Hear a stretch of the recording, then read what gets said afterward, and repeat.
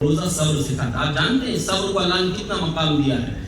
آپ ایک حدیث آپ ہر سال رمضان میں سنتے ہیں, الصوم لی وانا اجزی بہ. کیا مطلب اس کا؟ اللہ فرماتا ہے روزہ میرے لیے اور میں ہی اس کا بدلہ دوں گا. کیا باقی اعمال کا بدلہ کوئی اور دے گا اللہ کی بجائے؟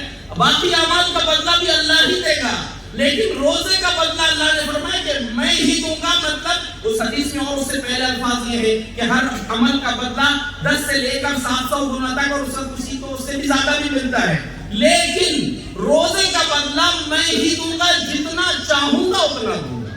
اور قرآن میں اللہ نے فرمایا انما یوفی الصابرون اجرهم بغیر حساب. صبر کرنے والوں کو بے حساب اجر ملے گا. ان کے صبر کی قیمت نہیں لگائی جا سکتی, انمول ہے وہ چیز. تو جیسے صبر کا بدلہ بے حساب ملے گا, روزے کے اندر بھی صبر ہے, اس کا بدلہ بھی بے حساب ملے گا. اور سوچئے صحابہ نے روزے میں بھی کیسے صبر کا مظاہرہ کیا ہے. وہ صبر اللہ ہم سب کو نصیب کر دے. اور باقی ان کے دل کتنے پاکیزہ تھے. میں آپ کو یہ بات دل سے کہہ دوں کہ پوری تقریر کا خلاصہ دل میں ہی ہے. اگر آپ اپنے دل کو خوبصورت بنا لیے تو آپ کا رمضان خوبصورت بن جائے گا انشاءاللہ. اللہ کے رسول صلی اللہ علیہ وسلم کی ایک صحابی ہے قیس بن سبرمہ رضی اللہ عنہ. صحیح بخاری میں ان کا ایک واقعہ ہے. ہم کو اللہ نے کتنی آسانی دیا ہے. ہم افطار کریں گے پیٹ بھر کے. افطار کر لیے, رات بھر کھاؤ, اور آپ دیکھ رہے ہیں رات بھر ہوٹلیں کھلی رہتی ہیں. سحری تک کھاؤ, سحری کے بعد ظہر تک سو. کچھ لوگ تو عصر تک بھی سو جاتے ہیں بیچارے, سب نماز چھوڑ دیا. ایسا لگتا ہے بس کچھ دیر جھکا رہتا نہیں, روزہ سو رہا ہے. لیکن ذرا یہاں تصور کر کے دیکھیں وہ حالات کیسے ہو. اس وقت ابتدائے اسلام میں حکم یہ تھا کہ اگر افطار کر لیے تو کر لیے, دن بھر کو روزہ رکھا ہے آپ نے سحری کر کے, اگر افطار کے وقت میں آپ سو گئے یا افطار کرنے کے بعد جو کھائے تھے وہ سو لیے, اب سو گئے کھانے کے بعد, مثال کے طور پر عشاء کے بعد آپ نے کھانا کھا لیا, سو گئے, اب فجر میں اٹھے, تہجد میں اٹھے, اب نہیں کھا سکتے آپ. بس سونے سے پہلے جو آپ نے رات میں کھا لیا وہی ہے, اب سحری نہیں کریں گے. یہ صحابہ کے لیے حکم تھا. ایک صحابی قیس بن سبرمہ رضی اللہ عنہ کے ساتھ بڑا عجیب واقعہ پیش آیا. محنت کش مزدور آدمی تھے, دن بھر محنت کیے روزے کی حالت میں. آج بہت سے بیچارے ہٹے کٹے اچھے خاصے ہیں, روزہ نہیں رکھتے, کیوں ڈاکٹر نے منع کر دیا, روزہ نہیں رکھتے کیوں, نہیں برداشت نہیں ہوتا. کچھ تو بیچارے بھلی مذاق میں بولتے ہیں, وہ بولتے ہیں ارے جس کے پاس کھانے پینے نہیں وہ روزہ رکھے. نعوذ باللہ من ذلک, بھلی مذاق میں بولنے آپ لیکن غلط کی بولنا. تو قیس بن سبرمہ رضی اللہ عنہ, عورتیں بھی اس بات کو غور سے سنیں اور اس کو یاد رکھیں زندگی بھر کہ صحابہ نے اسلام کے جو ہم کو خاندانی طور پر وراثت میں ملا ہے کوئی قدر نہیں کرتے. ہم صحابہ نے کیسے کیسے وقت گزارے ہیں. قیس بن سبرمہ دن بھر محنت کرنے کے بعد شام کو گھر پہنچے, روزے کی حالت ہے. اپنی بیوی سے پوچھتے ہیں حل اندر کی تعاون, افطار کے لیے کچھ ہے؟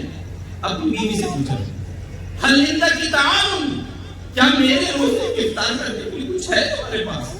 بیوی نے کہا کچھ نہیں ہے. اخرج واطلب لك الافطار, گھر سے باہر جاتی ہوں اور کچھ آپ کے لیے ڈھونڈ کے لاؤں. سوچو جس گھر میں افطار کو کچھ نہیں تھا, کیا سحری کے لیے کچھ ہوگا وہاں؟ اور اگر ہوگا بھی تو کتنا ہوگا کہ جس کو کھا لیا افطار کے لیے بھی نہیں بچا.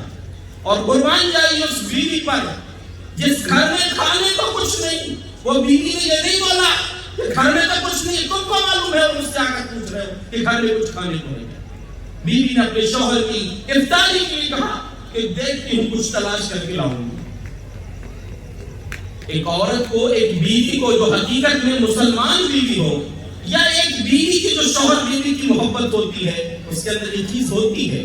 ایک ماں کو اور ایک بیوی کو اپنے بچے کی اور اپنے شوہر کی بہت فکر ہوتی ہے. آپ خود جانتے ہیں گھر سے باہر جب سفر میں ہوتے ہیں, آپ کی بیوی کا فون آئے گا تو پوچھیں گی کھانا کھائے کہ نہیں, ماں کا فون آئے گا تو پوچھیں گی پہلا سوال کھانا کھائے کہ نہیں. بیوی گھر سے باہر گئی, کچھ تلاش کر کے پڑوس سے لے کر آئے. دن بھر کے تھکے ہوئے تھے, تھکان کی وجہ سے بیوی کچھ لینے گئی تھی, در شوہر کی منہ میں گئی. افطار کا بالکل ایک وقت ہے, قبل افطار, افطار کے تھوڑا پہلے شوہر کی نیند لگ گئی. وہ پڑوس سے کچھ لے کر آئی بیچاری خاتون, دیکھا شوہر کو نیند کی آغوش میں جا چکے ہیں. کہا خیبۃ لک، ہے میرے سرتاج تم نقصان میں چلے گئے. اب کیونکہ اصول یہ ہے اسلام کا کہ اب سو گئے، اب کھا نہیں سکتے، اب نیند سے اڑ بھی جاؤ تو نہیں کھا سکتے. اب کیا کرنا پڑے گا؟ اب تم کو لن یأکل لیلہ ویومہ حتی یمسیہ، آج کی پوری رات بغیر کھائے گزارنا ہے، کل کا پورا دن بغیر کھائے گزارنا ہے، اور شام کو اب تم کو افطار کرنا پڑے گا. سوچئے اس گھر کی سحری کیسی ہوگی جس سحری کے بعد افطار کے لیے کچھ نہیں تھا. روزہ کیسا ہوگا؟ ہم تو پیٹ بھر کے کھاتے ہیں، سحری اپنی مرضی کی کھاتے ہیں. افطار میں اتنی چیز ہر آدمی کے دسترخوان پر میں سمجھتا ہوں ایسا دسترخوان ہوتا ہے کہ افطار جی بھر کے کرنے کے بعد بھی افطار بچتی ہے. بول رہتی ہے سب کے دسترخوان ایسی سجے ہوئے ہیں، لیکن اس دسترخوان میں کھجور بھی نہیں افطار کرنے کے لیے. بیوی نے جو لے کر آئی دیکھا کہ شوہر تو سو گئے، کہا خیبۃ لک، تم تو نقصان میں چلے گئے. اب چونکہ اصول ہے پوری رات گزر گئی، کچھ نہیں کھا سکے. دوسرا دن نکل گیا، حتی اذا انتصف النہار، جب دن آدھا ہوا، ظہر کے وقت کا قریب یعنی آدھا وقت گزرا، شوہر بے ہوش ہو گئے. اب سوچئے کیسی کنڈیشن ہوگی ان کی. پورا دن جو گزرا تھا روزے میں، سحری کیسی ہوگی، رات بھی پوری ویسی گزری. دوسرا دن نکل گیا. جو بغیر کھائے پیے جو انسان ہو تو ظاہر سی بات ہے کہ اس کو بے ہوشی آنے والی ہے. نبی صلی اللہ علیہ وسلم تک خبر پہنچی. نبی صلی اللہ علیہ وسلم بھی رؤوف رحیم ہے، لیکن اپنی مرضی سے نہیں بول سکتے کہ کچھ کھلا دو. آپ کے اوپر فوراً اللہ رب العالمین کی وحی نازل ہو گئی اور اللہ تبارک و تعالیٰ نے حکم نازل کر دیا، کلوا واشربوا حتی یتبین لکم الخیط الابیض من الخیط الاصفر. اے میرے نبی کے صحابہ، تم امتحان میں پاس ہو چکے ہو. اب تمہارا انعام یہ ہے کہ اب رات میں جب تک صبح صادق واضح نہ ہو جائے، سحر کا وقت ختم نہ ہو جائے، اب تم کو تب تک کھانے کی اجازت ہے. حدیث کے الفاظ ہیں فَفَرِحُوا شَدِيدًا، صحابہ بے انتہا خوش ہوئے تھے، بے انتہا خوش ہوئے تھے کہ چلو اللہ کی طرف سے یہ اجازت دے چکی ہے.